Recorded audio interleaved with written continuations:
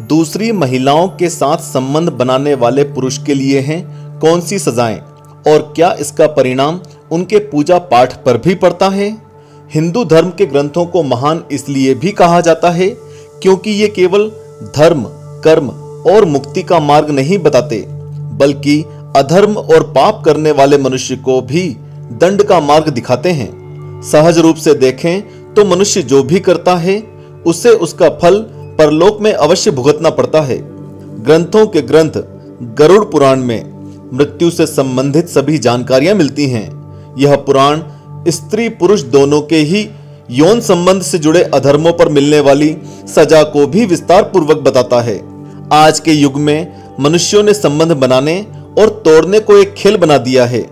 अपने मन पर अंकुश लगाए बिना वह वो सब कुछ करता चला जाता है जो कि प्रकृति द्वारा बनाए नियमों के खिलाफ है।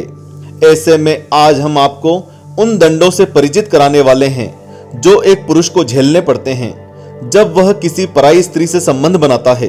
तो देर ना करते हुए चलिए शुरू करते हैं। स्वागत है आपका आस्तिक स्पिरिचुअल सीक्रेट्स में। आगे बढ़ने से पहले वीडियो को अभी लाइक कर लीजिए। आपने अक्सर सुना होगा कि मनुष्य को अच्छे चरित्र का होना आवश्यक है। अच्छे चरित्र से हमारा अर्थ एक ऐसा मनुष्य बनने से है जो हर लिंग के लोगों को अच्छी नजर से देखे, उनके प्रति कोई दुर्विचार अपने मन में ना लाए। हमारे धर्म ग्रंथ मनुष्य को चरित्रवान बनने का मार्ग भी दिखाते हैं। धर्म ग्रंथों की माने तो एक दुर्चरित्र वाले मनुष्य को कहीं सम्मान नहीं मिलता। पृथ्वी लोक पर तो उनकी दुर्गति होती ही है, साथ ही नरक में भी उन्हें कई यातनाओं से गुजरना पड़ता है, उसे घोर नरक में जाना पड़ता है। आज के समय में मनुष्य शिक्षित तो हो जाता है लेकिन एक मजबूत चरित्र को बनाने में असफल हो जाता है और अक्सर दूसरी स्त्रियों को गलत नजर से देखता है। घर में अपनी जीवन संगिनी के होते हुए भी वह दूसरी स्त्री को उस नजर से देखता है जो स्थान एक पत्नी का होना चाहिए। ईश्वर की नजर में ये एक अनैतिक कृत्य है जिसका दंड मनुष्य को भोगना पड़ता है। ईश्वर ने हमेशा प्रेम को बढ़ावा दिया है, लेकिन प्रेम की भी अपनी मर्यादाएं होती हैं। गरुड़ पुराण के एक भाग में साफ बताया गया है कि जो पुरुष अपनी पत्नी के अलावा किसी और के साथ शारीरिक संबंध बनाते हैं, नरक में उनके अंगों में जलता हुआ गर्म लोहा डाल दिया जाता है। उनकी इस पीड़ा का कोई अंत नहीं होता। इसे और बदतर बनाने के लिए यमदूत उन्हें बुरी तरह पीटते हैं। उनकी आत्मा सूखे रेगिस्तान की तरह तपते हुए तड़पती रहती है। इसके अलावा यह भी बताया गया है कि जो मर्द दूसरी महिलाओं के साथ धोखे से शारीरिक संबंध बनाते हैं और उन्हें धोखा देकर छोड़ देते हैं, उन्हें नरक में जानवर समझा जाता है। ऐसे मनुष्यों को मल मूत्र से भरे कुएं में डाल दिया जाता है। कुछ लोगों की आदत होती है कि पति पत्नी जैसे अनमोल रिश्ते को वह दाग लगाने की कोशिश करते हैं। घर पर प्रेम, समर्पण, सम्मान और सभी सुख सुविधाएं मिलने के बाद भी वह अपने रिश्ते को अपवित्र कर देते हैं और इसमें संदेह का बीज बोकर खुशहाल जिंदगी को जहर बना देते हैं। बाहर संबंध बनाना एक सुखी परिवार के लिए श्राप होता है। श्री कृष्ण ने भी इस बात को साफ किया है कि पराई स्त्रियों से संबंध बनाने वाले पुरुष को नीच योनि में जन्म लेना पड़ता है। इसके अलावा अपने गुरु की पत्नी से संबंध स्थापित करने वाले मनुष्य को महापापी बताया गया है। पुराण के हिसाब से ऐसे चरित्र वाले व्यक्ति की आत्मा को अगला जन्म गिरगिट के रूप में मिलता है। गरुड़ पुराण में अपने मित्र की पत्नी से संबंध बनाने को सबसे बड़ा पाप बताया गया है।